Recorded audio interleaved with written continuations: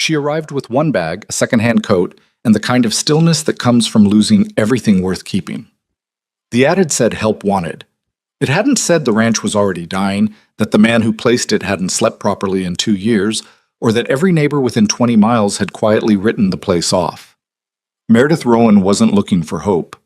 She wasn't looking for a second chance, or a new beginning, or any of the things people say when they don't know what else to say. She was looking for work. What she found was something far more complicated, and far more worth saving than she ever expected. If this story moves you, hit like and drop the name of your city in the comments. I want to see how far this one travels. The stagecoach left her at a crossroads that didn't deserve the name. 2 dirt tracks meeting in the middle of nowhere, one heading north toward a ridge of dead grass, and the other disappearing into a gray smear of scrubland that stretched as far as the clouds allowed. The driver hadn't said much during the 4-hour ride from Caldwell, just glanced at her bag once, and then kept his eyes on the horses, which told Meredith everything she needed to know about how people around here regarded a woman traveling alone to a ranch she'd never seen. She stood there in the cold and read the hand-drawn map the agency in town had given her. Follow the north track past the dry creek bend. You'll see the gate. It leans a little to the left. She folded the map back into her coat pocket and started walking. The gate did lean to the left, considerably. One of the posts had rotted through at the base, and the whole thing was being held up mostly by habit and the wire wrapped around it. The name burned into the crossbeam read Callow Ranch, though the C had faded so badly it looked more like a parenthesis. Meredith pushed through it and kept walking. The house appeared after another quarter mile, and her first thought was that it had been built by someone who intended to stay forever, and then slowly convinced himself that permanence was beside the point. It was a solid structure, good bones, decent timber, a stone foundation that had held through whatever this land had thrown at it. But the porch boards were warped, the window on the east side was patched with oilcloth instead of glass, and the chimney was missing 2 rows of brick near the cap. Someone had started repairs on the fence beside the house, and then stopped, leaving a gap that had been temporarily closed with a feed sack tied between 2 posts. A man came out of the barn before she reached the house. He was taller than she'd expected, which wasn't a judgment, just a fact. He wore a canvas work coat that had been mended along the left shoulder with thread that didn't quite match, and he was carrying a bucket that he set down when he saw her coming. He didn't wave. He didn't call out. He just waited, the way men who have been waiting on things for too long tend to do, without any particular expression, like waiting had become the default position, and surprise was something that happened to other people. "You're the one from the agency," he said when she was close enough. "Meredith Rowan." He nodded at her bag. "That all you brought?" "It's all I need." He looked at her for a moment without speaking. Not rudely, more like he was trying to calculate something and the numbers weren't coming out the way he'd expected. Then he picked up his bucket again. "Asher Callow, I'll show you where you'll sleep." The room he showed her was small and smelled faintly of cedar and old wool. There was a bed frame with a proper mattress, a chest of drawers with a cracked mirror above it, and a window that looked out over the back pasture. The pasture was brown, not the pale seasonal brown of grass going dormant for winter. This was the deeper, more permanent brown of ground that had given up on something. "Supper's at 6, Asher said. "I eat plain. If that's a problem, the agency can find you somewhere else." "It's not a problem." He left. Meredith set her bag on the bed and stood at the window for a while, looking out at the pasture. She'd answered the advertisement because it was the only one that didn't ask about her family's situation. Most of them did. "Is your husband available to assist with heavy work? Or we require a couple? Or simply family preferred," which was just a polite way of saying single women need not apply. The Callow Ranch notice had said only, "Woman of steady disposition sought for ranch work. Room and board provided. Hard work expected. References checked." She had 2 references. One was from a boarding house in Abilene where she'd cooked and cleaned for 3 years after the fever took her daughter, Emma, at 19 months. The other was from a ranch near Dodge where she'd helped manage the household and accounts for a year until the family sold up and moved east. Neither reference mentioned her husband, which was how she preferred it. Nathan had been dead for 4 years. She'd done her grieving. She didn't need to keep explaining it to strangers. What the references also didn't mention, because she'd never been given the chance to demonstrate it, was that Meredith Rowan had grown up on a working cattle ranch in the hill country of central Texas, had ridden before she could properly read, had watched her father manage water and grass and herd rotations through 3 droughts, and had absorbed more practical knowledge about land management than most men twice her age. None of that had seemed worth advertising. People tended not to believe it, or if they did, they found it inconvenient. She unpacked her bag. A change of clothes, a pair of work gloves with the right thumb reinforced, a small journal with a leather cover, half filled with notes in her cramped handwriting, a photograph in a tin frame that she placed face down on the chest of drawers and didn't look at. At 6 o'clock, she went downstairs. Supper was cornbread, beans with salt pork, and coffee strong enough to re-sole a boot. Asher ate without talking for the first several minutes, which Meredith took as an invitation to observe. The kitchen was clean but not organized. Things had been put away in whatever space was available rather than in any system, which told her the cleaning was done by a man who didn't enjoy it, and did it anyway because the alternative was worse. The cook stove needed its flue cleaned. She could smell it. The window above the sink had a crack in the corner that had been sealed with pine pitch, which would hold until spring and then wouldn't. "How many head are you running?" she asked. Asher looked up from his plate like she'd asked him something unexpected. 83, down from 240. How long? 3 years of drought. He pushed a piece of cornbread through the bean liquid on his plate. Lost 20 head last winter, lost more in the spring before I could get them to the secondary pasture. Which pasture? He glanced at her. East quarter, behind the ridge. I saw the grass coming in. North section looked better than east. North section's been fallow 2 seasons. East still shows some green in summer. He paused. Sometimes. Who managed the water before? The question seemed to land somewhere uncomfortable. He was quiet for a moment, long enough that she thought he might not answer. My wife handled a lot of the planning. She had an eye for it. He picked up his coffee cup. She passed 3 winters ago. I'm sorry. It was a hard winter, he said, which wasn't exactly an answer, but she understood what he meant by it. They finished eating without talking much more. Meredith washed the dishes. Asher went back to the barn. By the time she came upstairs, the house was quiet enough that she could hear the wind working at the gap under the front door. She sat on the edge of the bed and wrote in her journal for a while. North pasture fallow, which is right. East pasture still grazed, which is wrong. Spring somewhere behind the north ridge according to the lay of the land. Need to verify. Creek bed on west side dry, but the channel's still intact. Cattle numbered 83, condition unknown. Soil needs assessment. Management has been reactive, not planned. The land is tired, but not dead. She underlined the last sentence twice. Chat. She was up before light. By the time Asher came in from checking the water troughs, Meredith had the stove hot, biscuits in the pan, and was standing at the kitchen window with her second cup of coffee, looking out at the north pasture in the early gray. You don't have to cook, he said, stopping in the doorway. I know. I wanted to see the light come up over that ridge. He came in and poured his own coffee and stood a few feet away from her, looking out the same window. After a moment, what are you looking at? The drainage pattern. See how the snow melted on the south face of that ridge faster than the north? It's warmer. It is. But look at where the water went. There's a shadow line in the ground about 40 yards north of that fence post. See it? He leaned slightly forward. That's just where the grass died. Maybe. Or it's where the water table shifts. The soil on that side of the line used to hold more moisture. She sipped her coffee. There might be a spring somewhere behind that ridge that no one's tapped in a while. Asher looked at her in the same measuring way he'd looked at her the day before. Mary, my wife, she used to talk about a spring, said her father-in-law found it once, years back, but we never located it. Do you have a survey map? Somewhere. It would help. He set his cup down and went to the other room.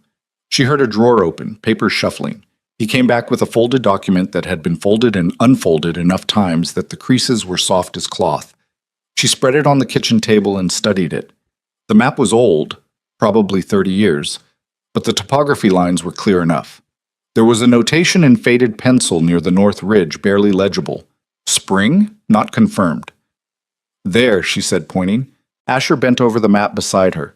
She was aware of how close he was, close enough that she could smell barn work and cold air on his coat, and she shifted slightly without thinking about it. That's a good 3 miles back from the main fence, he said. 4, maybe. But look at the elevation. If there's water there, it would flow naturally down through this gully. She traced the line with her finger, straight into the old creek bed on the west quarter. That creek's been dry for 15 years. The channel's still there. Ground's frozen. Not for much longer. She straightened up. I want to ride out there this morning, just to look. He was quiet for a long moment. The biscuits were starting to smell done. She went to check them, and he stayed by the map, and she could tell he was wrestling with something. Not the idea itself, but maybe the fact that it was her idea, or maybe just the weight of hoping for something again after a long time of not. After breakfast, he said finally, I'll go with you. They rode out just after 8 when the light was full and flat, and the ground still had the night's cold in it.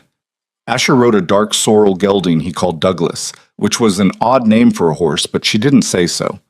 She borrowed a gray mare named Bess, who turned out to have strong opinions about puddles, but was otherwise sensible. The land unfolded differently from horseback. She'd been reading it since she'd arrived.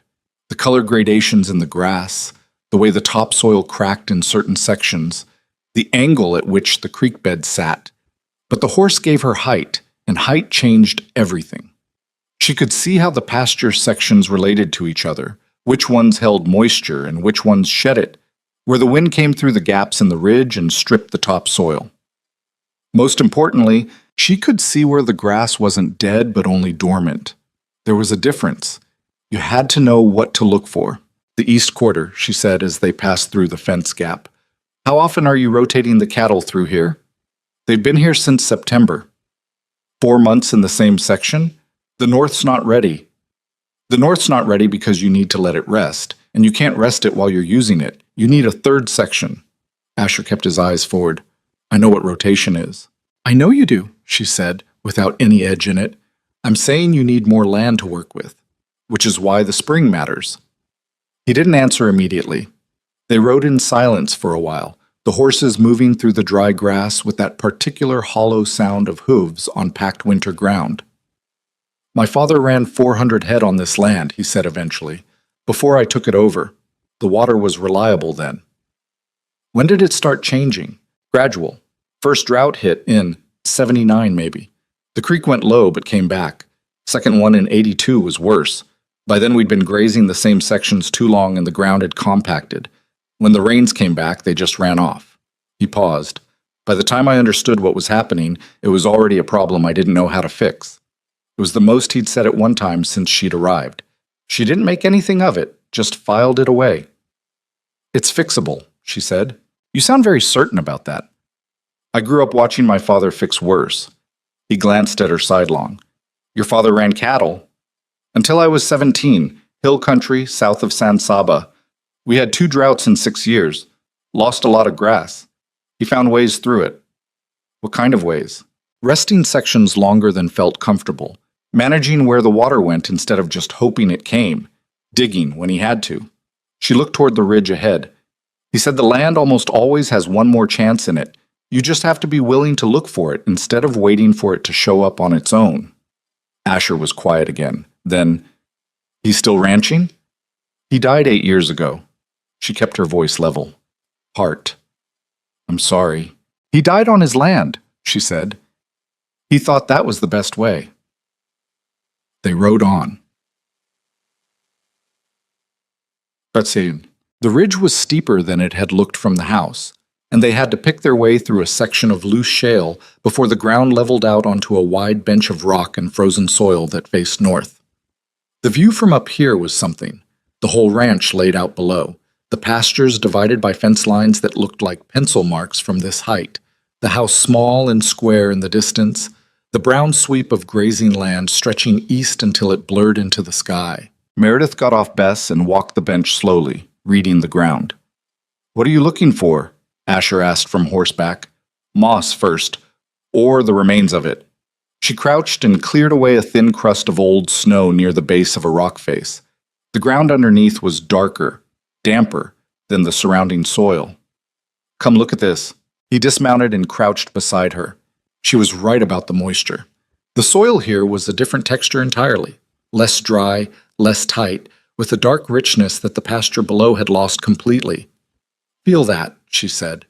He touched the soil with 2 fingers, turning it slightly. He didn't say anything. Water's close, she said. Not on the surface, but close. She stood and walked further along the base of the rock face, stopping at a narrow crack where two shelves of stone met. She put her hand near it and felt almost nothing, but almost nothing that was slightly different from the surrounding cold. This needs to be opened up. The spring is probably 10, maybe 15 feet in, choked with debris over the years. That's a lot of digging in frozen ground. Yes. Could still be nothing. She looked at him. He was standing with his hands in his coat pockets, looking at the crack in the rock rather than at her, and she could see it on him. The careful distance a person keeps from hope when they've been disappointed by it enough times. She recognized it because she'd worn the same expression herself, looking in mirrors for about 2 years after Nathan and Emma were gone. It could be, she said, but the evidence says otherwise. He turned and looked out over the ranch. For a long moment, neither of them spoke. Below, she could see the faint line where the old creek bed traced its way through the west quarter, dry for 15 years, but still there, still waiting, like a road that hadn't been used in a long time but hadn't been erased either. If the water runs, she said more quietly, and we redirect it down the gully into the creek bed, and we close off the east quarter and let it rest this spring, by summer you'd have 3 viable sections plus the new water. You could rebuild the herd. If, he said. Yes, if. He was quiet so long she thought he'd decided against it. Then he walked back to his horse and gathered the reins and stood there for another moment, looking at the spot where she'd found the dark soil. My nearest neighbor's been after me to sell the east quarter for 2 years, he said. Says the land's done. He's probably right. He's probably looking at the surface, Meredith said. Most people do. Asher looked at her. Something shifted slightly in his expression. Not quite warmth, not quite trust, but the first small movement toward it. We'd need pickaxes. The ground's iron hard. I know. We'd need to shore up the gully to redirect the flow. I know that too. Probably take 2 weeks minimum, maybe 3, and there's no guarantee of anything at the end of it. I know, she said for the 3rd time. You want to do it anyway? He exhaled slowly through his nose, looking down the ridge at the ranch below. I want to know if the land's got one more chance in it, he said. Like your father said. Then let's go find out. They started 2 days later. The pickaxes went into the ground every morning before the light was full, and they kept at it until the cold made their hands shake badly enough to put the tools down. Asher was stronger than he looked, which wasn't surprising given the build of him, but the endurance was something separate, the kind that comes from years of hard physical work rather than any particular effort. He swung the pick with a rhythm that didn't hurry and didn't quit, and Meredith worked beside him with a short-handled shovel, clearing the loosened stone and dirt, looking at the soil as it came up. On the 3rd day, she found where the water table was, a dark seam in the rock, barely a finger's width, that glinted when she held the lantern close. She called Asher over and showed him. He crouched and looked at it for a long time. That's moisture. That's more than moisture. That's seep. She tapped the rock above it carefully with the pick handle. The spring's behind here. If we can open this, here and here, she pointed, and let it breathe, it should start to flow on its own. He looked at the seam, then at her. You're sure? I'm not sure of anything, but this is what it looks like when I'm close. He picked up his pickaxe. Then let's keep going. By the end of the 5th day, both of them were exhausted in the specific way that comes from cold and repetitive physical effort. Not the satisfying tiredness of a finished job, but the grinding tiredness of a job that may not finish. Their hands were raw under the gloves. They were eating faster than Meredith could cook, which she took as a sign the work was right, even when the results weren't yet visible. On the 6th evening, she sat at the kitchen table after supper and drew out the route for the water channel, mapping it against the old survey. Asher came in from closing the barn and sat across from her without being asked, looking at the papers. If it flows, she said, it needs somewhere to go before it hits the gully. Otherwise, it'll just spread out and sink into the bench. We need a small catch, almost like a pond, but just a depression, 4 feet deep maybe, right at the base of the slope. I can dig that. Not alone. I can hire the Keller boys for a day. They're looking for work. She nodded. And once the catch is full, it'll overflow naturally into the gully channel, and from there it'll follow the old grade down into the creek bed. The creek bed's intact. I checked it yesterday. It just needs clearing, some debris, some deadfall. Maybe a week's work to open it up. He was looking at her drawing, not at her. You walked the creek bed? Yesterday afternoon, while you were fixing the south fence. That's 3 miles of walking. I had Bess. He looked up. You're very thorough. She wasn't sure if that was a compliment or a remark. She took it as both. I want to understand what I'm working with before I tell you what I think should happen. My father was the same way. She straightened the papers. It's the only way I know how to do things. He was quiet for a moment. Outside, the wind had picked up. She could hear it pressing at the house, testing the window she'd noticed on the first day. I'll talk to the Keller boys in the morning, he said. See if they can come out end of the week. Good. She started folding her drawings. The flue on the stove needs cleaning, by the way. A pause. I know. There are pine branches in the barn that would work if you don't have a proper brush. He looked at her with an expression she couldn't quite read, somewhere between exasperated and something that might, in a different context, have been amusement. I'll get to it. Before Sunday. It's going to get colder. He stood up and took his coffee cup to the basin. Anything else on your list? She thought about it honestly. The east window, but that can wait until spring. He stood at the basin for a moment with his back to her, and she heard a sound that might have been a short laugh or just a breath. Good night, Meredith. Good night, Asher. Imat. She lay awake that night, listening to the wind and thinking about what her father used to say about land that had been through a hard time. The ground doesn't forget what it was, he'd told her once, when she was maybe 12, and they were riding out after a dry summer to check on a pasture everyone said was finished. It just needs someone to remind it. The pasture had come back that year. Not all at once, nothing good came back all at once, but slowly, the way things returned when they were given the right conditions and enough patience. She'd watched it happen. She'd thought about it more times than she could count in the years since. She turned on her side and looked at the window. The eastern sky was beginning to show the first faint difference between night and not night. The barely perceptible gray that preceded any real light, that existed more as a rumor than a fact. She thought about the seam of water in the rock, the dark soil, the dry creek bed with its channel still intact and ready.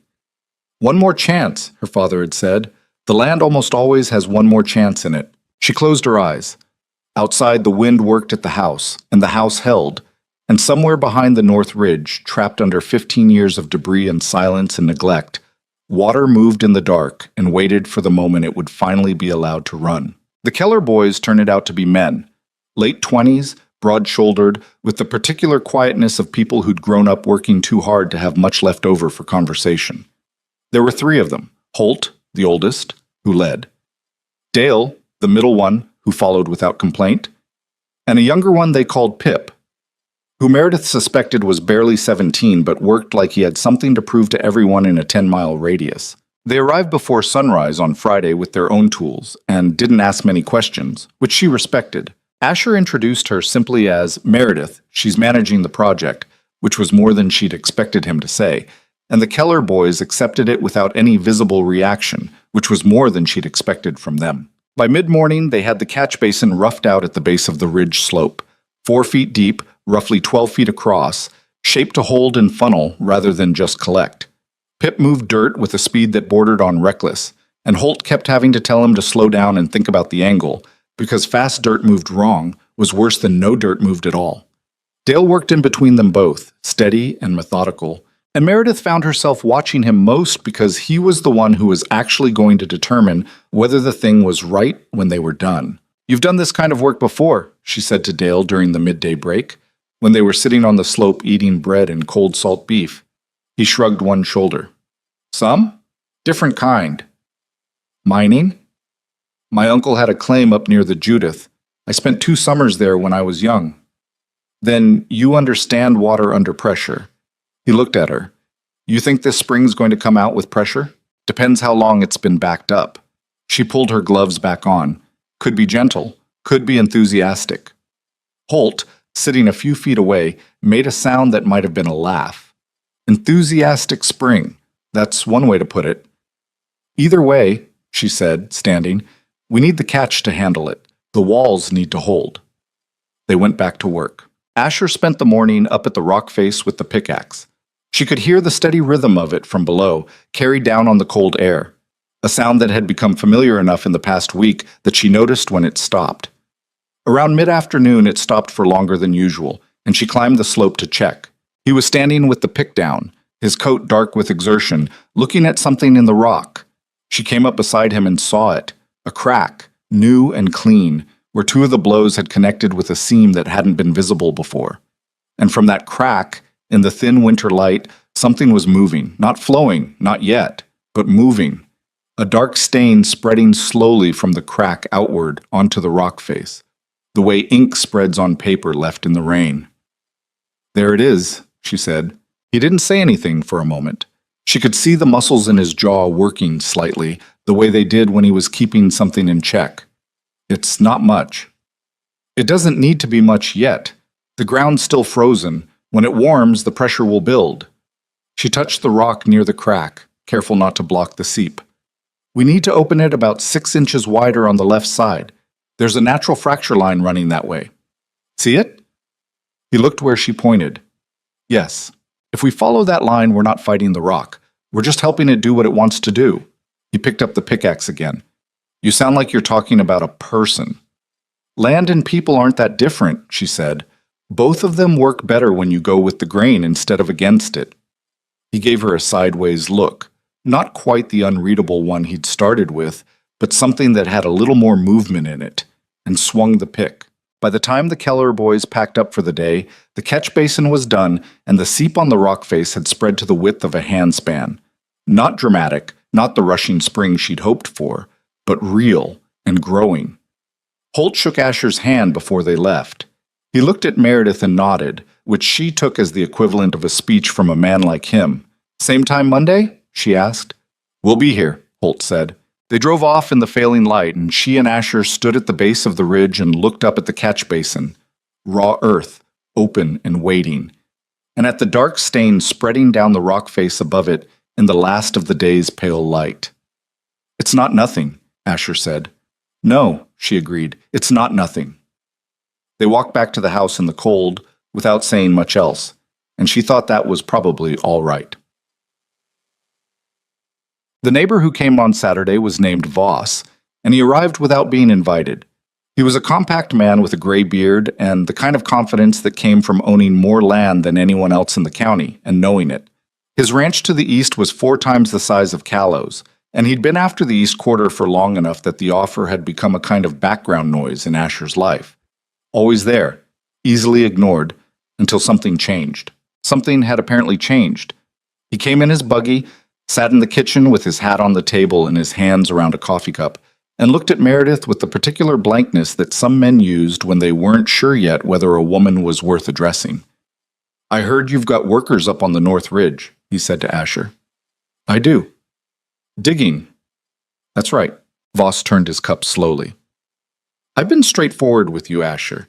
This land has had a good run, but the water situation isn't going to resolve itself. My offer for the East Quarter is still on the table. Fair price, cash in hand before spring. You could use that money to stabilize what you've got left and stop throwing good work after bad." Asher looked at him. "The water situation may be resolving." A pause. Voss glanced at Meredith, then back to Asher. "That's so. We found the spring behind the North Ridge. Callow. Half the counties looked for that spring. Your father-in-law spent 2 summers on it. It's a story, not a fact." "It's seeping," Meredith said. Voss turned to look at her fully for the first time. "I'm sorry?"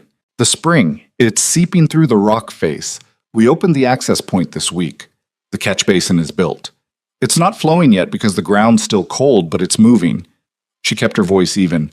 "By late February, early March, it should be running enough to redirect into the old creek bed."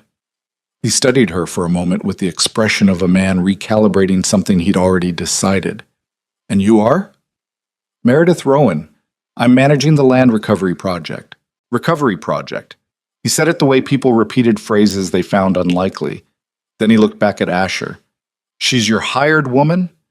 "She's the one who found the spring," Asher said, and there was something quiet in his voice that Meredith hadn't heard before. Not defensive exactly, but definite, like a door being closed calmly rather than slammed. The East Quarter's not for sale, Harold. It never was.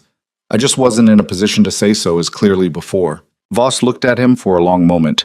Then he picked up his hat. Your prerogative. But I'd think carefully before you spend the rest of your winter digging holes in frozen ground on the word of someone you've known 3 weeks. 2, Asher said. She's been here 2 weeks. Voss stood. My offer holds until April. After that, I'll be looking at other options. He looked at Meredith once more. Not hostile, just assessing. Good luck with your spring, Miss Rowan. He left. They heard the buggy moving off down the drive, the horse's hooves on the frozen ground fading into silence. Meredith wrapped her hands around her own cup. He's not wrong that it's a risk. I know he's not wrong. Asher stood up and took his coat off the hook by the door. He's also not someone I'm in the habit of letting make my decisions for me. He paused with the coat half on. You should know I told him the East Quarter wasn't for sale because I believe the land's worth holding, not because I'm certain you're right. That's fair, she said, but I think you're right. She looked at him. He finished putting his coat on and went out to the barn, and she sat with the quiet kitchen and the cooling coffee and the particular feeling of having been trusted by someone who didn't give it easily. The creek bed took 11 days. She'd estimated a week, which showed the gap between assessing something from horseback and actually being in it with tools. The deadfall was worse than it had looked from above. 3 separate tangles of old timber that had to be cut and moved piece by piece, plus a section about 1/3 of the way down where the bank had collapsed inward and filled 20 feet of the channel with a hard-packed mix of soil and old gravel.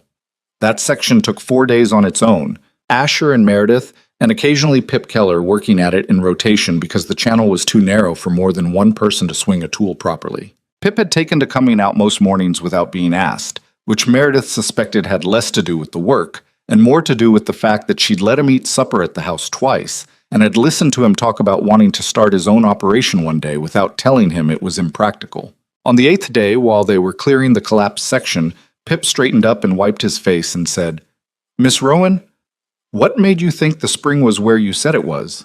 Before you dug. She kept working for a moment before answering. The soil was wetter at the base of that rock shelf than anything around it, and there was old moss on the north face, not living, but the kind that leaves a stain. Moss doesn't grow where there's never been water, but there was nothing coming out. There doesn't have to be something coming out for the water to be there. Sometimes it just needs a path. She loosened a chunk of compacted gravel and lifted it clear. Most problems on land are like that. The resource exists. The path is what's broken. Pip thought about that for a while. Holt says you're wasting your time, and Callow's going to have to sell by spring anyway. Holt's making a reasonable assessment based on what he can see, she said without heat. So was Voss. So is everyone who's looked at this ranch from the road. The problem with assessing from the road is you never find out what the land looks like from inside it. Pip was quiet. Then, if it works, the spring, the creek, will it actually save the place? She stopped and looked at him. He was 17 and trying hard to seem like he wasn't asking something that mattered to him. If the spring runs properly and the creek takes the water and the pasture responds the way I think it will, yes, this ranch will survive. She picked up her shovel again. But I've been wrong before. Not about the land, about the timeline. Things take longer than you think. Then they happen faster than you expect. He seemed to turn that over. That's a strange answer. It's an honest one. He nodded and went back to digging, and she thought that was probably the best conversation she'd had in months. On the 14th day of work in the creek bed, Asher's shovel hit something that rang instead of thudded. She was 20 feet behind him, working at a root tangle, and she heard the sound and recognized it. She came forward and crouched and brushed the loose soil away from where he'd struck. Beneath it, about a foot down, was the remains of an old timber culvert, hand-hewn, placed by someone who had understood exactly what this channel was for and had tried to protect its banks. It had rotted through in sections, but the positioning was precise. Whoever had built it had known what they were doing. Your father-in-law? She asked. Asher was crouching beside her, looking at the wood. Probably his father. Before the drought changed the water table, he touched the rotted edge of the timber. They knew about the creek. They knew it mattered. She sat back on her heels. This changes the shoring work. We don't need to build from scratch. We just need to replace what's here. Same positions, same angles. Whoever laid this figured it out right the first time. He was quiet, and she thought he might be having some feeling about his grandfather's work appearing under the ground like that.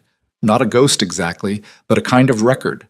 Evidence that the land had been well understood once, and had simply been cut off from that understanding by time and hard luck and the slow erosion of practical knowledge. She didn't comment on it. "We'll need more timber," he said after a moment. "The Keller boys can bring it. 3 days to set it, maybe 4. She stood and brushed the dirt from her knees. "We're close, Asher. The channel's almost clear.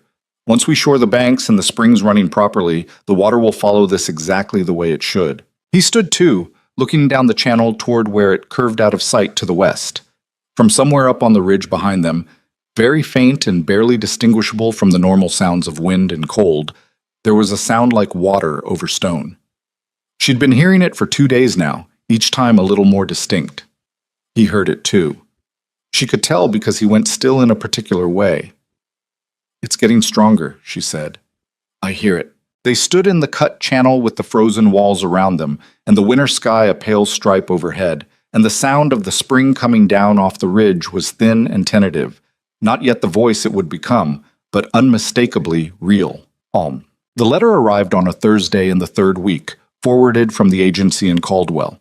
It was from a ranch in Wyoming, a larger operation, better established, looking for someone with experience in land management and willing to pay considerably more than Asher was paying. The agency had passed it along as a matter of course, with a note in the margin in Mrs. Halper's handwriting. "Thought you'd want to know, Em. Could be worth considering before you commit further." Meredith read it at the kitchen table after supper while Asher was in the barn doing the last checks. She read it twice. Then she put it down and looked at the survey map she'd been updating. The creek channel marked in pencil, the new shoring positions noted, the projected water flow sketched in her careful, cramped hand. She thought about Wyoming. She thought about more money and an established operation and not having to dig in frozen ground on a bet that still hadn't fully paid off. She folded the letter and put it in her coat pocket and went back to the map. When Asher came in, he found her recalculating the flow rate for the catch basin based on the spring's current output, which she'd been checking each morning and recording in her journal. "Cold tonight," he said. "Going to be colder tomorrow. We should move more of the herd to the south paddock, closer to the shelter." He looked at her work on the table. "You've been adding to the map. The shoring plan's changed. I found a better angle for the 4th section." She turned it to face him and showed him the revised markings. He came and stood beside her and looked at it, and she explained the change and why it was better, and he asked 2 questions that were the right questions, the kind that showed he understood what she was saying and was checking it rather than just accepting it. And she answered them, and he nodded. "You're getting good at this too," she said. He looked at her. "At what?" "Reading the plan. 2 weeks ago you had to think through each section. Now you're ahead of me." He straightened up. "I spent 20 years on this land. I know the shape of it. I just didn't know what to do with the shape." He paused. "You showed me how to read what it's trying to tell me."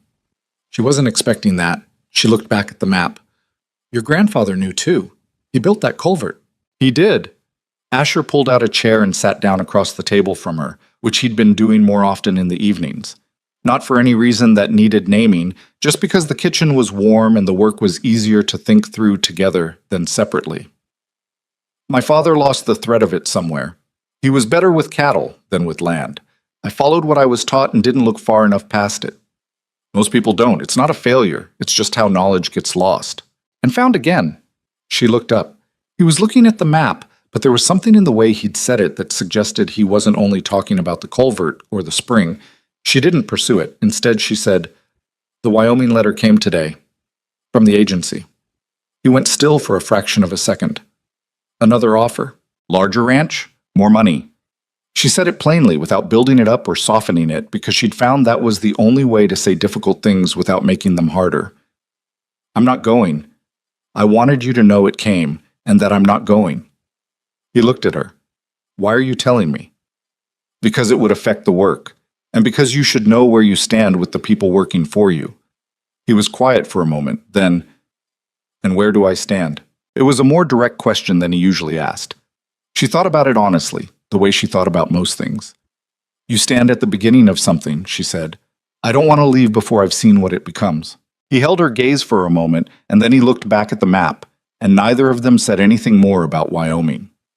Outside, the temperature was dropping, and somewhere on the north ridge, barely audible through the walls of the house, the spring that had been silent for 15 years was finding its voice in the dark, running faster each night, wearing its new path through the frozen ground, working toward the channel that was almost ready to receive it. The spring started running properly on a Tuesday.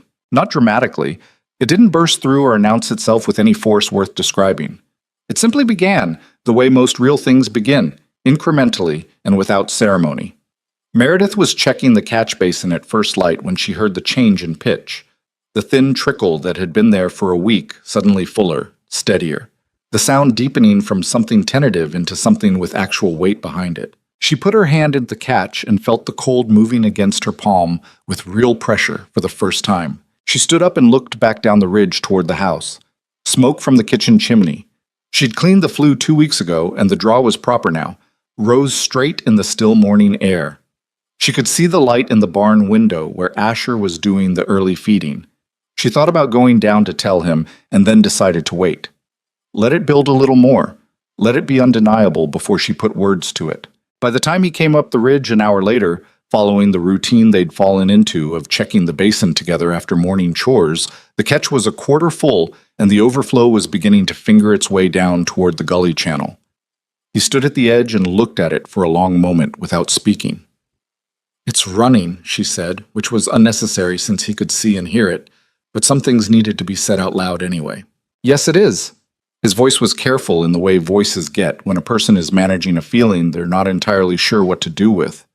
He crouched and put his hand in the water the same way she had, held it there. The cold was immediate and serious. "It's strong. It'll get stronger as the ground keeps warming. Another week, maybe 2, and the catch will be overflowing consistently enough to test the upper channel section." He stayed crouched for another moment, his hand in the water, looking at the basin. Then he stood and dried his hand on his coat and looked at her. "You were right.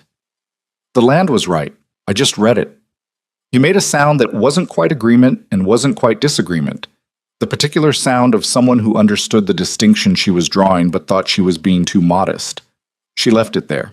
They walked the gully line together that morning, following the route the water would take from catch to creek, checking each section of shoring, testing the bank stability where the ground was beginning to soften with the slight warming. The lower sections held well. The Keller boys' timber work was solid. Holt had the same instinct for doing things correctly that Dale had, just expressed differently. Near the bottom, where the gully met the old creek channel, Meredith found one section where the shoring had shifted slightly, probably with the freeze-thaw of the past week, and made a note to reset it before the water reached that far. 2 days, she told Asher, maybe 3 to reset that section and clear the last debris from the creek mouth. Then we open the catch overflow and let it run. I'll get Pip out tomorrow. Get Holt too if you can. The bank reset will go faster with 3. He looked at the creek mouth, the place where the dry channel opened into what had once been a proper waterway running west across the pasture, now silent for 15 years. "My wife used to fish this creek," he said. "It came out of nowhere, the way those things did with him. When she first came out here, before the water went." Meredith looked at the dry channel. What did she catch? Not much. Some trout early in the season. Mostly she just liked being near water. He was quiet for a moment. She was from Indiana. She missed rivers. "I didn't know that." "No reason you would." He turned back the way they'd come. She would have liked knowing the creek was coming back. Meredith walked beside him and didn't say anything, because there wasn't anything to say that wouldn't be either insufficient or too much. After a while, he started talking about the bank reset, which sections to prioritize, and she answered him on that, and they worked their way back up toward the house through the thin February cold with the sound of moving water behind them, already audible, already beginning to reshape the landscape it moved through. The storm came from the northwest on a Thursday night, 2 weeks later. She woke to the sound of it before she consciously understood what she was hearing, a change in the pressure of the air, the particular quality of silence that preceded something large. She lay still for a moment with that, and then the first gust hit the house hard enough to flex the window frame, and she was out of bed and dressed before she'd fully decided to be. Asher was already in the kitchen when she came downstairs, his coat on, his face set in the specific expression she'd learned to read as controlled alarm. Not panic, but the heightened alertness of someone who understood exactly what was at stake. He was looking at the thermometer outside the window. The mercury had dropped 12 degrees since sundown. "How bad?" she asked. "She could be very." He turned from the window. "Wind's coming from the wrong direction. If it rotates south, we'll get ice before snow." "The cattle. East quarter. I need to get them moving before the temperature drops further." He was already at the door. "The creek's been running 4 days. If the temperature drops hard enough, the upper channel could ice over at the bend, the one where the shoring isn't fully—" "I know which one." She pulled her coat off the hook. "I'll go to the creek. You take the cattle." He stopped with his hand on the door. "The cattle need 2 people. The cattle need one person who knows what he's doing, and you're that person. The creek bend needs someone to clear the ice before it backs up, and the pressure blows the shoring." She was already pulling her gloves on. "If the upper channel fails tonight, the water will find a new path, and the new path won't be the one we built." He looked at her for a second, that measuring look, but faster now, because there wasn't time for the longer version. "The temperature's going to keep falling." "I know.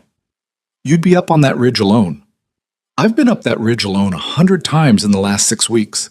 She met his eyes. "Go get your cattle, Asher." He held her gaze for one more moment, then turned and went out into the dark. She followed 30 seconds later, heading in the opposite direction. The wind on the ridge was a different animal than the wind at the house. Down in the ranch yard it was cold and forceful. Up on the exposed bench it was savage in the specific way of high winter weather. Not just cold, but aggressive about it, finding every gap in clothing, turning the lantern into a liability as much as a help, because the flame kept guttering and the shadows it threw were disorienting.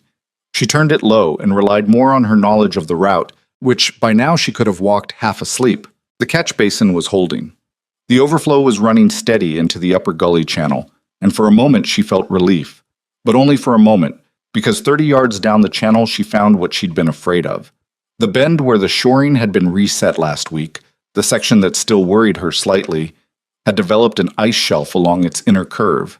Not thick yet, maybe a finger's width, but the water was beginning to push against it, and if it kept building, the pressure would find the weakness in the bank, and the whole section could give way. She went to work with the hatchet she'd brought, breaking the ice shelf in sections, clearing the channel. The work was awkward in the dark, and the wind kept throwing debris into her face. Her fingers, even in the gloves, were losing sensation faster than she liked. She worked systematically. Break, clear, move. Break, clear, move. The way her father had taught her to work in cold, which was to focus on the next immediate thing and not think about all the things beyond it. She was halfway through the clearing when she heard the fence. It was a sound she recognized. The particular groan and snap of wire pulled beyond its tension, followed by a wooden post going over. She straightened and looked south. In the darkness and the wind she couldn't see the cattle, but she could hear them now, the low, distressed sound of a herd that knew weather was coming and didn't know where to go.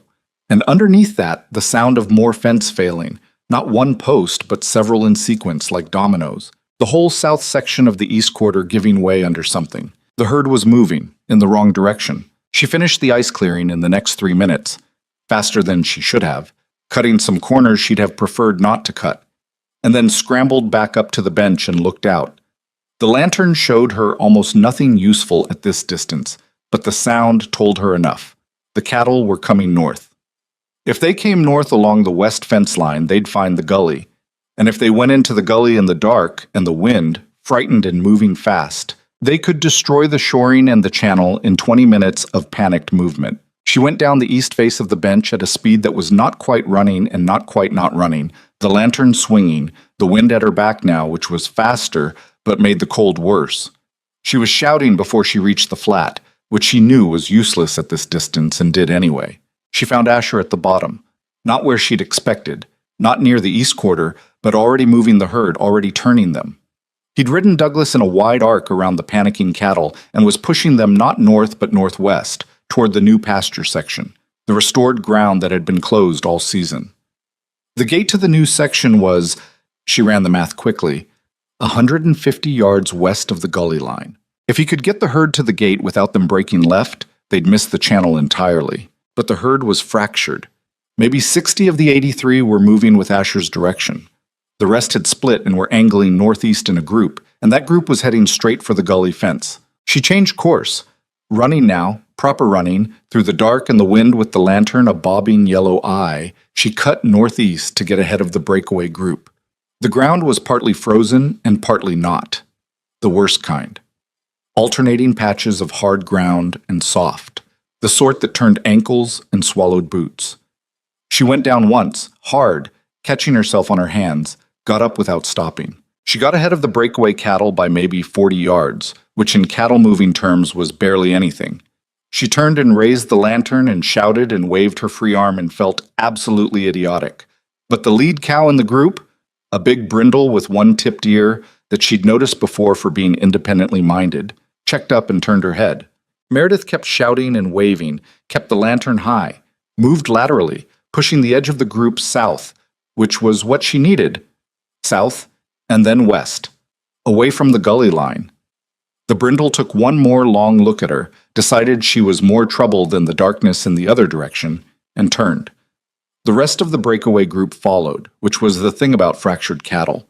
They almost always had a leader, and if you turned the leader, you turned the group.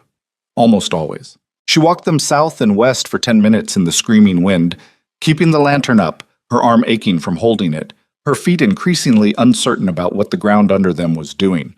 When she got them turned far enough west, she could hear Asher's voice, calling and clicking, the sounds he used with the herd that they'd learned to follow, and the breakaway group drifted toward the sound and merged back with the main body. She found him at the gate to the new section. He had it open and the cattle were moving through, reluctant but moving. Cattle didn't like going somewhere new in the dark, but they liked the wind and the cold less. Douglas was sweating despite the temperature, his sides heaving, and Asher was on foot beside him, hand on the bridle, watching the last of the animals through. "The gully?" he said when she came up. "Ice cleared, should hold." She was breathing hard. "The east quarter fence is down." "I know. South section gave way when they bunched at the corner." He swung the gate shut and dropped the chain over the post. "How many did you bring back?"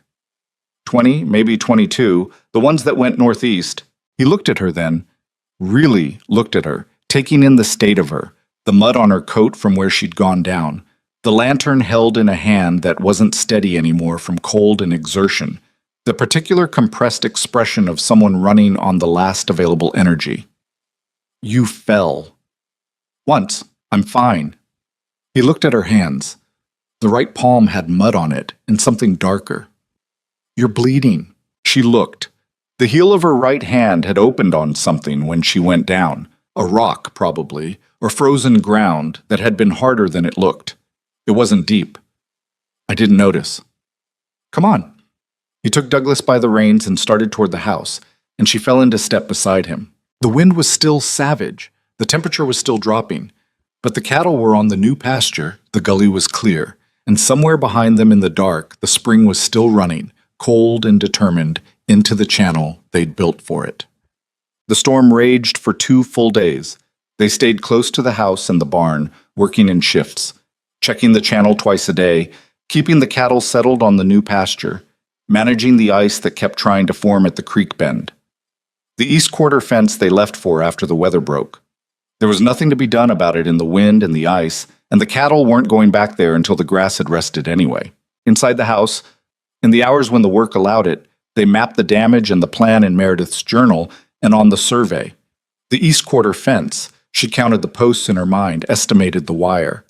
The creek mouth had partially iced over, but the flow was strong enough to keep it from closing entirely.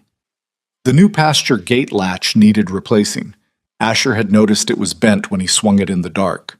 They ate at the kitchen table and talked about what needed doing in the order it needed doing, and somewhere in the second day of that, Meredith noticed that they'd stopped working against the rhythm of each other and started working inside it, finishing each other's assessments, knowing without asking which tasks the other had already handled.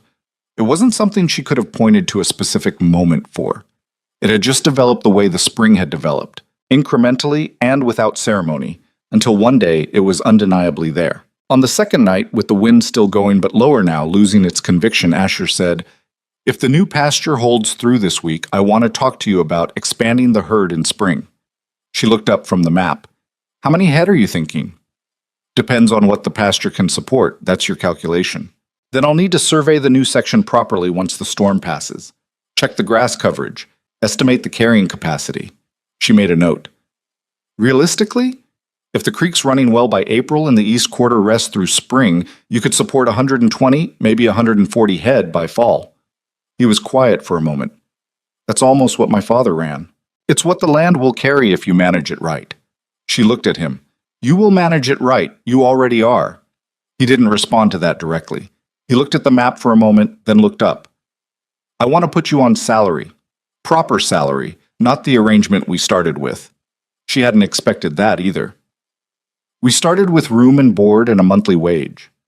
That was before I understood what you were actually doing here. He said it plainly, the way he said things when he'd thought them through and made up his mind.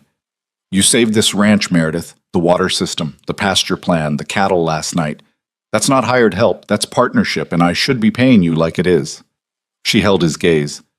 We'll talk about the numbers when the storm's done and we know what the damage is. Fair enough? He went back to his coffee. Outside, the wind was pulling away to the east, leaving behind it an enormous silence that felt, after 2 days of noise, almost physical. She could hear, faintly but clearly through the walls of the house, the sound of the creek running across the west pasture, a sound that had not been there 6 weeks ago, that had been absent for 15 years, that was now as much a part of the ranch's voice as the cattle or the wind or the creak of the old porch boards underfoot. She wrote in her journal, Storm passed, channel intact, new pasture held, 83 head accounted for, creek running. She turned the page and started a new entry, spring survey, new section, carrying capacity estimate, and kept writing. On the third morning, when the sky had cleared to the hard flat blue that followed bad weather on the frontier, she went out before breakfast and walked the gully line from top to bottom. The shoring had held everywhere except one section near the bottom where a branch had come down in the wind and punched through the bank, leaving a gap she could put both hands through. Manageable. 2 hours of work, maybe 3, and it would be solid again. At the creek mouth she stopped. The ice that had been forming there during the storm had broken up in the night. The water pressure from the spring had simply been too much for it, and the creek was running clear and steady into the west pasture, spreading out across the lowest ground, finding the slight depression in the terrain that the old waterway had carved for itself over decades. The water wasn't deep, not yet, but it was moving across ground that had been dry for 15 years, and in the morning light she could already see, in the lowest wet areas, the faint suggestion of green beginning to push through the saturated soil. Not grass yet, just the possibility of grass. The first indication that the ground remembered what it was supposed to do and was beginning to do it again. She stood at the creek mouth for a long time in the cold, clear morning, looking at that faint green, and felt something in her chest that she hadn't felt in a long time. Not happiness exactly, because it wasn't simple enough for that word, but something adjacent to it. The quiet satisfaction of having looked at a broken thing and understood correctly what it needed and done the work to give it that, and been proved right by the thing itself, which was the only proof that ever really counted. She heard boots on the frozen ground behind her and didn't turn around, because she knew the particular sound of his walk by now. Asher came and stood beside her at the creek mouth, and she pointed at the faint green without saying anything, and he looked at it for a long time without saying anything either, and that was enough. The green came back slowly, the way it always does after hard weather, not as a single event, but as an accumulation of small changes that were easy to miss day to day and impossible to deny week to week. By the end of February, the lowest sections of the west pasture had a faint color to them that wasn't quite grass yet, but was unmistakably alive. By mid-March, with the creek running steady and the ground warming from below as much as above, the color had deepened and spread, and actual blades were pushing through the soil in the areas closest to the water. Meredith walked the new section every few days, crouching to look at the growth, making notes in her journal about coverage and density, and where the soil was responding faster. She'd been doing this long enough now that Asher had stopped asking what she was looking for and started reading the notes she left on the kitchen table instead, which was a more efficient arrangement for both of them. The first calves arrived in early March, 3 of them in the first week, which was later than the previous year but healthier. The cows had wintered better on the new pasture than on the exhausted east quarter, and it showed in the calves' weight and their mother's condition.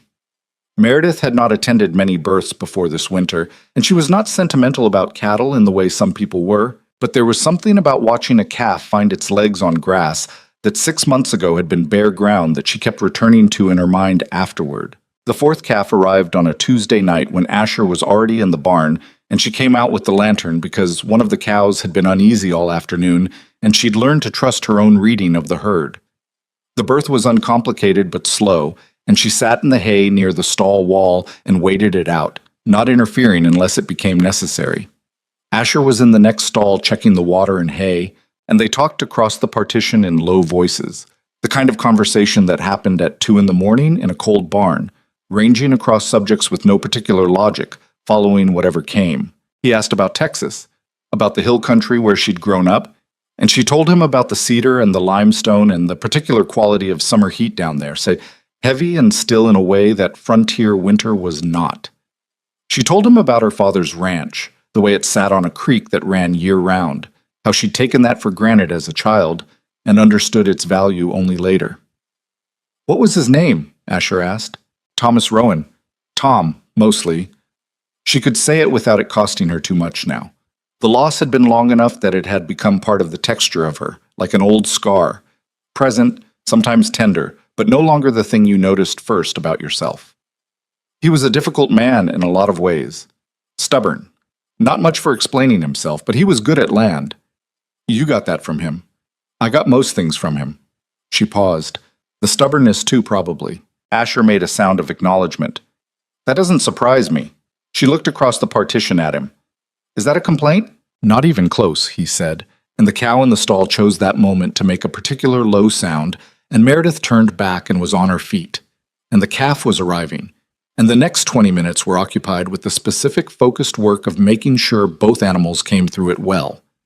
And by the time it was done, and the calf was up and nursing, and everything was as it should be, the thing Asher had said had settled into the conversation the way things settle into still water, quietly and without trace. En bon?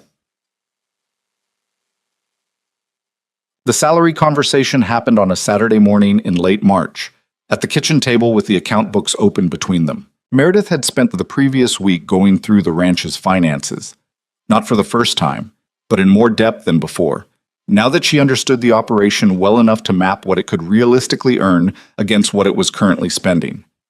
The picture was better than it had been in years, though it was still a picture with rough edges. The improved cattle condition meant better prices at market. The new pasture meant lower feed costs going forward. The spring meant no more hauling water during the dry months, which had been bleeding the operation in ways that didn't always show up clearly in the books, but added up. You're spending too much on the south fence maintenance, she said, turning the book to face him. He looked where she pointed. That fence is 20 years old, which means you're spending money to maintain something that needs to be replaced, and every dollar you spend on maintenance is a dollar you're not spending on rebuilding it properly. She turned to the next page. If you rebuild the south fence this summer, proper posts, good wire, you spend more now, but you stop spending on it for 10 years. He looked at the numbers. That's a significant outlay in the same summer I'm expanding the herd. I know. It's a question of sequence. She reached across and turned back a page. If you sell 8 steers from the spring market instead of 6, it covers the fence rebuild and still leaves room for the herd purchase. 8 is a bigger ask for the early market. 8 at current condition is still a good price. The cattle are in better shape than they've been in 3 years. Buyers will see that. She looked at him. You know that. He was quiet, looking at the columns. She watched him do what she'd watched him do in the field, not resisting the logic but checking it from multiple angles before accepting it, which was the right way to make decisions, and also occasionally the slower way. All right, he said eventually. 8. Good. She turned to the page she'd prepared. Now, you said in February that you wanted to put me on proper salary. He looked up. I meant it. I know you did. I've written out what I think is fair. She turned the page to face him. She'd thought carefully about the number. Not so high that it felt like an argument, not so low that it failed to reflect what the work actually was. That's monthly, starting from the 1st of February when the project was clearly past the trial stage. He read the number. Then he looked at her. That's less than I was going to offer. I know. I calculated what the ranch can support and what my contribution fairly represents. I don't want to be paid what the ranch can't afford. I want to be paid what makes the arrangement sustainable." He looked at her for a long moment with an expression she couldn't quite parse. "You're the strangest person I've ever hired," he said. "I'll take that as a compliment. It was meant as one." He turned the book back to face him, looked at the number again, and added 10% to it in pencil in the margin. "That's what I'm paying. The difference represents the fact that you saved the cattle in the storm, which was not in your job description, and which I haven't forgotten." She looked at the amended number. She could argue it. She decided not to. "Fine. Good." He closed the book. "I'll have the papers drawn up in town." She nodded and gathered the account pages into order, and he went to refill his coffee, and the kitchen was quiet for a while in the way it was becoming, comfortable in the specific way of two people who had learned to occupy the same space without requiring it to be filled with words. Pip Keller came back in April, not for wages, but because he'd been thinking about what Meredith had said in the creek bed in February about problems that had the resource intact and only the path broken. He arrived on a Thursday afternoon, hat in hand at the kitchen door, and asked if he could talk to her about a piece of land his family owned 3 miles east. She gave him coffee and listened. The land was 40 acres his father had written off years ago. Too dry, too far from the main water source, not worth working. Pip had been looking at it differently since the winter. He thought there might be a way to run a small gravity-fed system from the seasonal creek that crossed the northeast corner, if the grade was right and the channel could be improved. "Do you have a survey?" she asked. "No, ma'am." "Can you get one?" He hesitated. "They cost money." She thought about it. "I'll come look at the land. If it seems viable, we can do a rough survey ourselves. Same method I used here. It won't be precise, but it'll tell you whether it's worth investing in a proper one." He looked at her like she'd offered him something larger than a land assessment. "Why would you do that?" "Because someone did it for my father once, when he was getting started and didn't have money to waste on bad advice." She stood up and took her cup to the basin. "Saturday morning, early. I'll have Bess ready." He was at the gate at first light Saturday with his own horse and a piece of paper where he'd drawn the land's rough outline from memory. She looked at his drawing on the way out and made 2 corrections based on what she knew of the area, and he looked at the corrections and then at her, and she could see him filing something away. Not just the corrections, but the method. She recognized that look. She'd worn it herself, watching her father. The Keller land was rough, but not hopeless. The seasonal creek in the northeast corner had a stronger permanent element than Pip had realized. She found the subsurface moisture within the first hour of walking the ground, the same indicators she'd used on Asher's Ridge. The grade wasn't ideal, but it was workable. She walked it twice and then sat on a rock with his rough drawing and marked out what she thought could be done. 3 months of work, she said. Maybe 4, depending on what you find when you start digging. You'd need to hire 2 men for the heavy sections. He looked at her markings. Is it worth it? That's your decision, not mine. What I can tell you is the water is there and the grade will carry it. Whether 40 acres of improved pasture is worth 3 months of work and 2 hired men is a question about what you want your life to look like in 10 years. He was quiet for a while, looking at the land around them. My father thinks I should hire on at a bigger operation, get wages, and stop trying to make something of this. That's reasonable advice, she said. It's also the advice that assumes what you want is wages and security. Is that what you want? He looked at the ground. He was 17 years old, and the answer was clearly no, and clearly something he'd been told was foolish, and clearly something he was going to do anyway, regardless of what anyone told him. She recognized that too. No, he said. Then do the survey. Start small. Learn what you're working with before you spend on anything you don't have to. She handed him back his drawing with her markings. And stop calling me ma'am. My name is Meredith. He almost smiled. Yes, ma'am. She didn't push it. April moved into May, and May changed the ranch in ways that were visible enough now that they stopped feeling like discoveries, and started feeling like the normal state of things, which was its own kind of wonder. The west pasture was fully green, carrying the herd on rotation with the east quarter, which had rested through the winter and was showing strong recovery across its southern sections. The creek ran daily, audible from the house when the wind was right, and twice she'd seen small birds using the water's edge that she hadn't seen before on the property. Nothing significant, but the kind of thing that told you an ecosystem was reassembling itself. Asher bought 12 head at the spring market. He told her 10 but found 2 that were priced fairly and in good condition and used his own judgment, which was the right call, and one he wouldn't have made with that confidence in December. He told her about it when he got back from town, not asking permission, just reporting, the way partners reported to each other. "Good price?" she asked. "Good enough. The seller knew what he had, but he needed to move them." "Condition?" "I looked at everything you told me to look at." He sat down at the kitchen table and pulled off his riding gloves. Teeth, hooves, eyes, the way they stood. Two of them have been on poor pasture recently, but they'll come right with a month of good grass. She nodded. "Put those two in the south section for the first month. More water access there." "I already planned to." She looked at him. He was looking at his gloves, turning them in his hands with the slight self-consciousness of a person who had said something that revealed more competence than he'd started the winter with, and wasn't entirely sure how to wear that.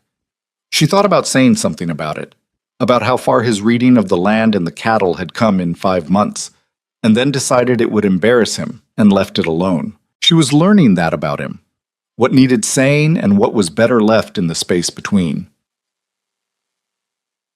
The hard conversation came on an evening in May when the light was long and gold and the kitchen was warm enough that they'd left the back door open, and Meredith was at the table working on the accounts when Asher came in from the south pasture and stood in the doorway for a moment longer than usual before coming in. She looked up. "Voss came by today," he said. She set down her pencil. "I didn't see him. You were at the creek. He didn't stay long." Asher came in and poured water and stood at the basin, his back to her. "He wanted to see the pasture. I walked him out to the west section." "What did he say?" A pause. "He said it was impressive." Another pause. "He also said he'd heard you'd been looking at the Keller property. Said there were people in town who were wondering if you were planning to set up on your own." Meredith was quiet for a moment. "What people in town?" That wasn't specified. He turned around and leaned against the basin, looking at her. "Are you?" It was a straight question, and it deserved a straight answer, and she gave him one. "No, I looked at Pip's land because the boy asked me, and I thought I could help him, that's all." "I believe you." He said it immediately, which she noted. But it's a fair question to have on the table. What you know, what you can do. It's worth more than one ranch. You could be setting up consulting work across the county. You could go back to that Wyoming offer. You could be earning considerably more than I'm paying you doing what you're doing now for someone else. She looked at him. "Why are you saying this?" He looked back at her steadily. "Because you should hear that I know it. That I'm not assuming you're going to stay, because there's nowhere else for you to go. You have somewhere else to go, several places, and you're still here." She was quiet for a long moment. Outside, the gold light was deepening toward the particular amber that preceded dusk on clear evenings, and the cattle were audible from the south pasture, and the creek was running, and the whole ranch had a presence to it now that it hadn't had in December. Not just better managed, but more alive, which wasn't the same thing, but also wasn't unrelated. "This is where the work is," she said. "I know that's part of it." She held his gaze. "It's not the only part," she said, "but it's the part I can say clearly." He nodded.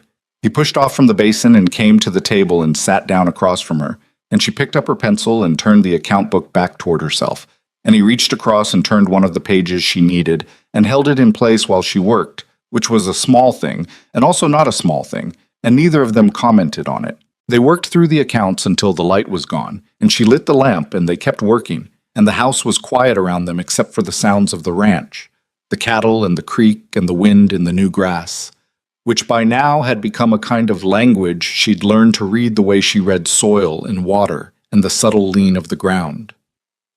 2 hands arrived in June. Meredith had written up the job notices herself, specifying what the work required and what the pay was, and Asher had gone to town and posted them without changing anything she'd written, which she took as the final evidence of something she'd been watching consolidate for months.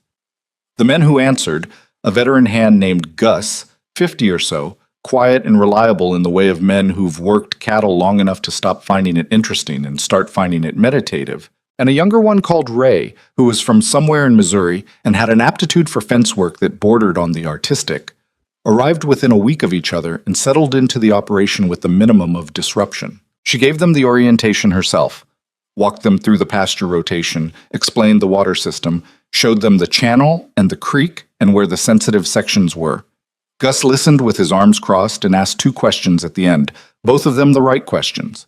Ray took notes on the back of an envelope and then lost the envelope and had to ask her to repeat one section, which she did without making anything of it. Asher watched her give the orientation from a slight distance, not interfering, and after Gus and Ray had gone to settle into the bunkhouse, he came and stood beside her at the pasture fence. "You're a good teacher," he said. She wasn't expecting it. "I just tell them what they need to know. That's what good teachers do." He looked out at the pasture. Gus has been working cattle 25 years. He's going to listen to you because the land is evidence. If the land weren't evidence, he'd be a problem. I know. She'd seen it in the way Gus had looked at the pasture when they walked it. The slight adjustment in his expression when he registered how well the grass was coming in. The recalibration of what he'd expected to find. Evidence was the only argument that worked on men who'd been working land long enough to think they'd seen everything. Ray's going to be useful. He's paying attention. He lost his notes. He'll remember it. He was paying attention when he was writing it down. She rested her arms on the top rail of the fence and looked out at the cattle moving through the green. People learn differently. The notes were a way of focusing, not a record. Asher looked at her sidelong. "You noticed that in 20 minutes. I notice things." She said it without self-consciousness. It was true. It was the fact of how she moved through the world, reading the surface of things for what was underneath, which she'd been doing since she was a child, and her father had started teaching her to look before she acted. It's not a talent, it's practice. He was quiet for a moment. Then, Mary noticed things too. She used to know what was wrong with an animal before I'd seen it myself. She said I looked at cattle. She looked at cattle and also at what the cattle were looking at. He said it the way he'd been able to say things about Mary for a few months now. Not freely, not without cost, but without the careful compartmentalizing of the early winter, the deliberate putting away. The name had started to surface more naturally, and Meredith had learned to receive it as what it was. Not a comparison, not a closing off, but the way a person carried someone they loved into the present without leaving them behind. "She sounds like she understood this land well," Meredith said. "She did. She would have figured out the spring." He paused. "Different way than you, maybe, but she would have got there." "Good," Meredith said, and meant it simply. That's the kind of person this ranch needed. He looked at her for a moment. Something in his face shifted, not dramatically, nothing that would have been visible from a distance, but she was close enough to see it, the slight softening around the eyes that was as close as he generally got to showing what was happening inside. "It still does," he said. And then he straightened up from the fence and said he was going to check on the new hands getting settled and walked away toward the bunkhouse. And she stayed at the fence a while longer, looking at the cattle on the green pasture, feeling the particular weight of what had just been said and not said, and finding that the weight of it was not uncomfortable at all. Summer arrived the way good things sometimes do after a long, hard stretch. Not with fanfare, but with a quiet insistence that made you realize, looking back, that it had been coming for a while and you'd simply been too close to the ground to see it. The west pasture was full grass by July. Not the thin, tentative green of March, but proper deep-rooted growth that held moisture and stood up to the dry weeks without collapsing. The cattle moved through it with the particular unhurried quality of animals that were eating well and knew it. Gus, who had spent 25 years working cattle and had the professional detachment of a man who'd seen too many operations to be impressed by any single one, stopped beside Meredith at the west fence one morning in early July and looked at the pasture for a long moment and then said, "This is good grass." He said it the way a person says something they've been thinking for a while and finally decided to say out loud. She took it for what it was. "The water's doing the work," she said. "Water's always doing the work," he said. "Somebody still had to put it where it needed to go." He moved off toward the south section, and she stayed at the fence, and she thought about that for a while after he'd gone. The creek was the thing people noticed first when they came to the ranch now. Visitors, and there were more of them than there had been in December, when the Callow Ranch had been the kind of place people drove past without slowing, would stop at the west pasture fence and look at the water moving through it and ask how it had gotten there. Asher answered those questions in his straightforward way. There had been a spring behind the north ridge that hadn't been properly accessed, and the old creek bed had been restored, and the system was now working as it should. He said it simply because it was simple. He didn't mention the weeks of digging in frozen ground, or the storm, or Meredith running through the dark toward a herd she could hear but not see. She didn't mention those things either. The work was the evidence. The evidence was enough. Voss came back in July, and this time he didn't come to make an offer. He came on a Wednesday morning with his ranch foreman, a lean older man named Cutter who Meredith had seen in town but never spoken to, and he asked if he could walk the water system. Not the pasture, specifically, the water system. He wanted to understand how it worked. She walked them through it herself. From the catch basin at the base of the ridge, full now, overflowing steadily into the upper channel, down the gully line to where it met the creek, and then along the creek to the west pasture. She explained the logic at each section, why the catch was shaped the way it was, how the shoring worked with the grade rather than against it, where the sensitive points were and how to monitor them. Cutter asked technical questions. Voss mostly listened, which was different from his usual mode, and she noticed it. At the creek mouth, where the water spread into the pasture, Voss stood for a long time without saying anything. Then he said, "I have a dry section on my north quarter. Been dry 12 years. I've written it off." "What does the soil look like in that section?" Meredith asked. He glanced at her. "Brown, cracked, dead." "What does it look like under the surface, if you dug down 6 inches?" He was quiet. "I don't know." "Then you don't know if it's dead," she said. Not unkindly. "You know what the surface looks like. That's not the same thing." Cutter made a sound that might have been suppressed agreement. Voss looked at him and then back at Meredith. "Would you come look at it?" It was not the question she'd expected from Harold Voss, who in February had sat in this kitchen and suggested that Asher was throwing good work after bad on her word. She kept that observation to herself. "I can come look at it. I can't promise anything useful comes from the looking." "That's all I'm asking," he said. She looked at Asher, who was standing a few feet back in the way he did when something was her decision to make. He caught her eye and gave her nothing, deliberately nothing, letting her read the situation herself. She turned back to Voss. "Next week. I'll need 2 hours on the land without interruption." "Done," Voss said. She found water on the Voss North Quarter in an afternoon. Not as obvious as the Callow Spring. This one was deeper, further from any natural drainage point, and it would require more engineering to bring to the surface. But it was there. She could read it in the soil and in the slight depression in the terrain that the dry years had obscured but not erased. She stood in the middle of the dead section with the sun overhead and the cracked earth under her boots, and felt what she always felt in these moments, a kind of quiet anger on behalf of the land, which had been given up on before it had been understood. She told Voss what she'd found and what it would take to access it. He listened without interrupting, which was its own kind of progress from the man who'd sat across from Asher in January telling him to sell. When she was done, he was quiet for a moment, and then he said, "You're saying this is the same situation as Callow's Spring." "Similar principle. Different specifics. Every piece of land is different. But the method is the same. The method of looking is the same. You read the surface for what it tells you about what's underneath. Then you dig to confirm. Then you build a system to use what you find." She looked at the cracked ground. "Most land that looks dead isn't dead. It's just been read wrong." He looked at her with the expression of a man revising something he'd been certain of. "How do you know all this?" "My father. His father before him, I imagine, though I never knew him." She crouched and picked up a handful of dry soil and let it run through her fingers. "It's not a mystery, it's just observation. Most people don't do it because it takes time and the result isn't guaranteed, and people don't like investing time in things that aren't guaranteed." "And you don't mind that?" She thought about it honestly. "I mind it sometimes, but the alternative is looking at the surface and calling it the truth. And the surface isn't the truth, it's just the part that's easiest to see." She stood up and brushed her hands off. "I'll write you up the plan for what I'd recommend. What you do with it is your decision." He nodded.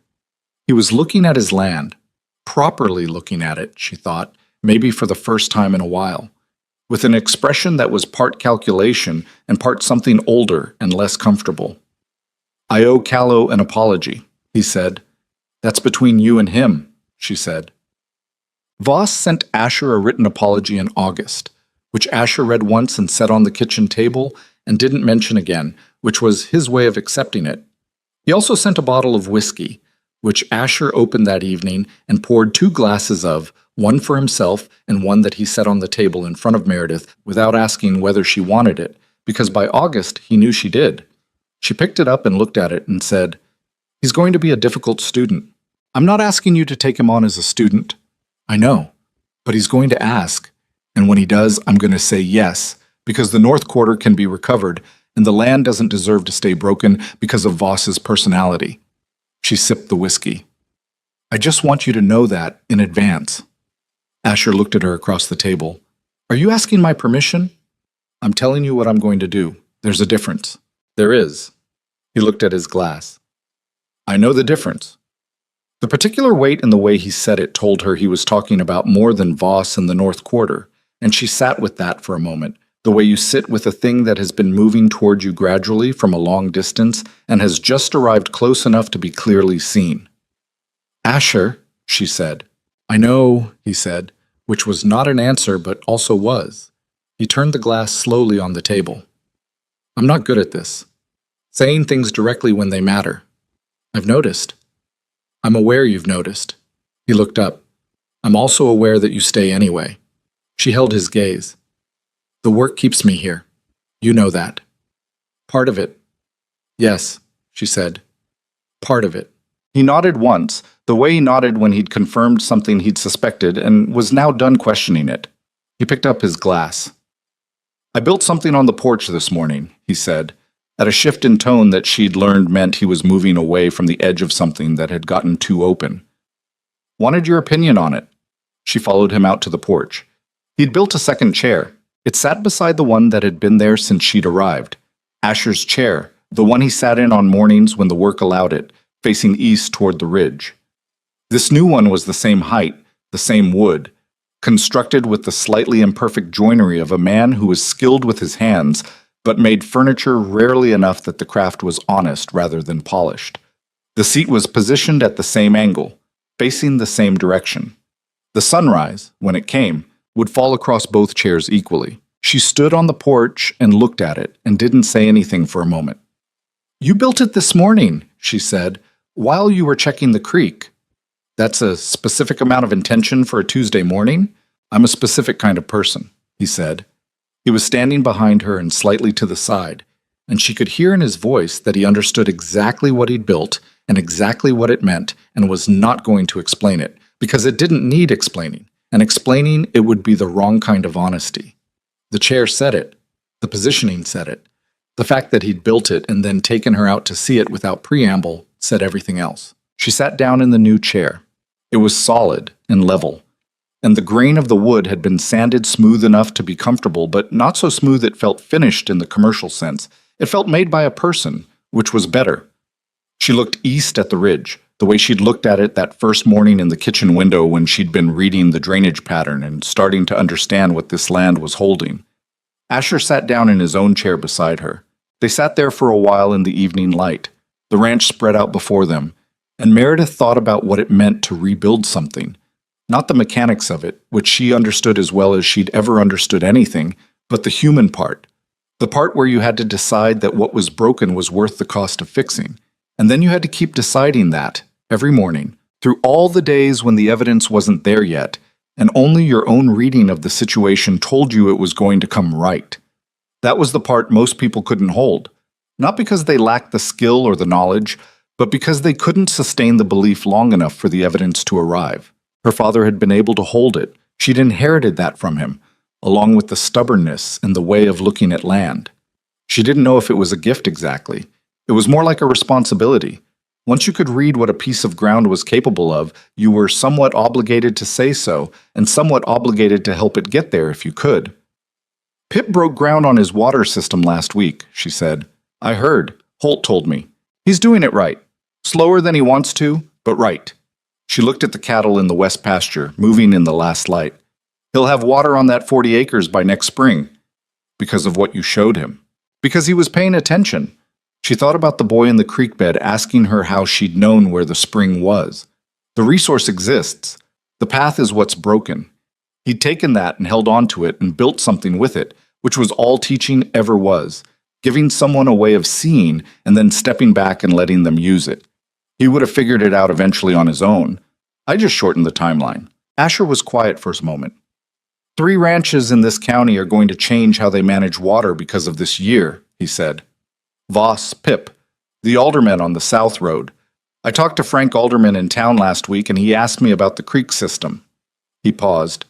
That's going to matter for a long time after we're both gone. She looked at him. He was looking at the ridge, the way he did when he was saying something that meant more than it appeared to on the surface. You're in a philosophical mood tonight. I think about these things. I know you do. He looked at her then, and in the evening light his face was the face she'd learned over 8 months of shared mornings and difficult decisions and quiet, accumulated trust. Not the closed, careful face of the man who'd measured her from a distance in December, but something more worn and more open, the kind of face that happened to people when they stopped protecting themselves from the possibility of things going well. I think about you staying, he said, not for the work, not only for the work. I think about what this is and what it's going to be, and whether you want it to be the same thing I want it to be. She was quiet for a moment. This was the conversation they'd been circling for months, not because either of them was afraid of it, but because they'd both learned, him through loss, her through the same, that the right time for certain things wasn't the first moment they became possible. The right time was when the ground was ready, when the foundation was solid enough to hold the weight. Tell me what you want it to be, she said. He looked at her steadily. This, you in that chair, the ranch between us, everything we've built and everything that's still to build. He said it plainly, without decoration, because he was that kind of man. I want you here. Not as hired help, not as a partner in the business sense, though that too. I mean, here. The evening light was falling flat and gold across the ridge. The same light she'd watched on that first morning reading the drainage in the pasture. The cattle were quiet. The creek was running, faint and steady, the way it would run now for years, through dry summers and hard winters and all the slow seasons that would come after this one. The spring behind the ridge was not going to stop. She'd understood that months ago, when she'd first put her hand in the catch and felt the pressure of it against her palm. What had been stored up for 15 years didn't exhaust itself in a single season. It ran. I'm not easy to live with, she said. I'm in everyone's business. I have opinions about fence posts and flue maintenance and things that aren't mine to have opinions about. I know, he said. I haven't found it to be a problem. I keep a journal and I leave it on the table, and sometimes the things in it are about you. I've never read it. I know. That's part of why I'm still here. She looked at him. I don't know how to be something other than what I am. I'm not asking you to be. He held her gaze without flinching.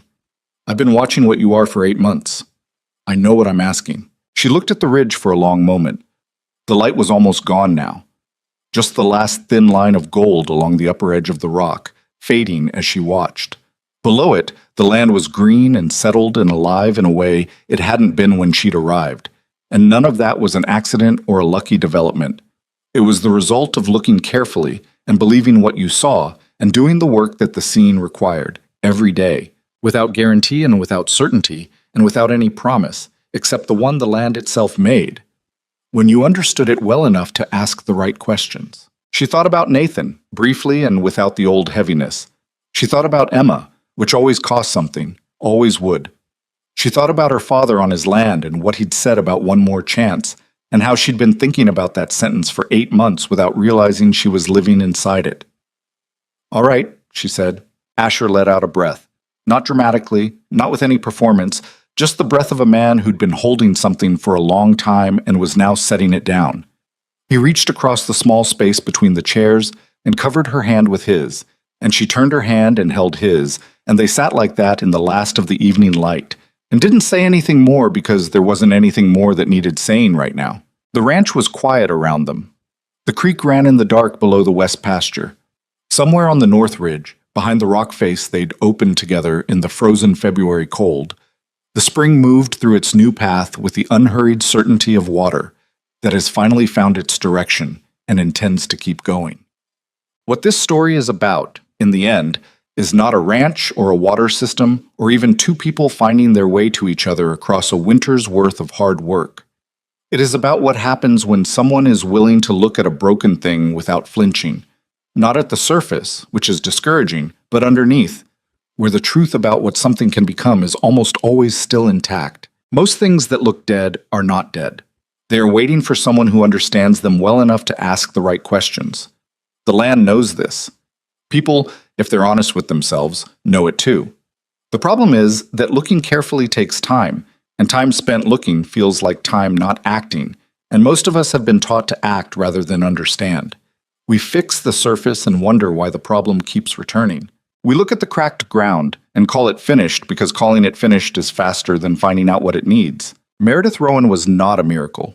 She was a woman who had been taught to look before she acted, and who had kept practicing that in the years when there was nothing obvious to look at. When her life had contracted to the size of a boarding house kitchen, or a ledger she managed for someone else's operation, or a second-hand coat and a journal half full of notes no one had asked for. She hadn't stopped learning. She hadn't stopped reading the ground, even when there was no ground to read. And when the moment came that required everything she'd been quietly accumulating, it was there, ready. Because that's how readiness works. It doesn't arrive when you need it. It arrives when you've been building it long enough that it was always going to be there when you needed it.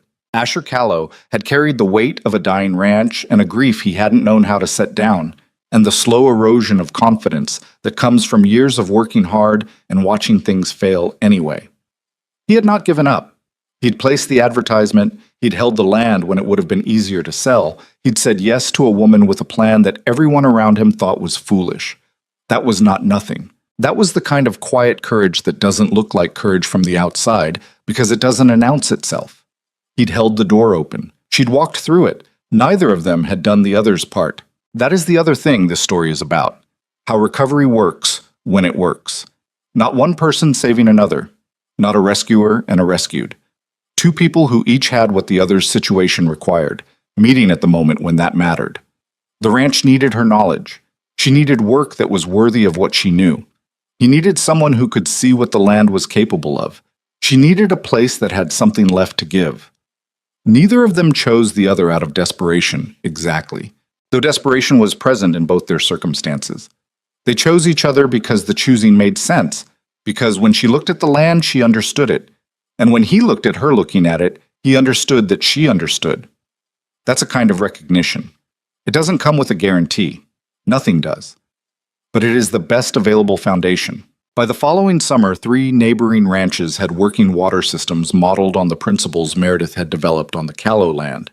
Pip Keller's 40 acres had water by April, as she'd predicted, and he was running a small herd on improved pasture by June. Voss's North Quarter was mid-recovery, slower than the Callow land, because Voss was a more resistant student and kept trying to improve on the plan in ways that required her to talk him back to the original logic, but recovering. Frank Alderman on the South Road had dug his own spring access in the fall and found water on the first attempt because she'd walked his land with him in August and told him exactly where to dig, which she counted as one of the more satisfying afternoons of the year. The county was different, quietly and without ceremony, because of what had happened on one ranch in one winter. Not transformed. Transformation was too large a word for it, and too clean. Changed in the way that real change happens, which is incrementally and at ground level and mostly invisible to anyone who isn't paying close attention. Meredith was paying close attention. She always had been. She always would be. The second chair stayed on the porch. Through the remaining months of that summer and into the fall and through the second winter, which was hard but not as hard as the first, and into the spring that followed it, which was the spring when the east pasture came back fully, and the herd numbered 127, and the creek ran clear and strong all the way through the dry weeks in August that had defeated it in previous years. Through all of it, both chairs were occupied most evenings, facing the ridge, watching the light change on the land they'd rebuilt together. She did not think of it as having been saved. She thought of it as having been understood. The land, the ranch, herself. Understood properly for what it was and what it was capable of, rather than for what the surface suggested when things were hard. That was enough. In her experience, it was more than enough. It was, in fact, everything.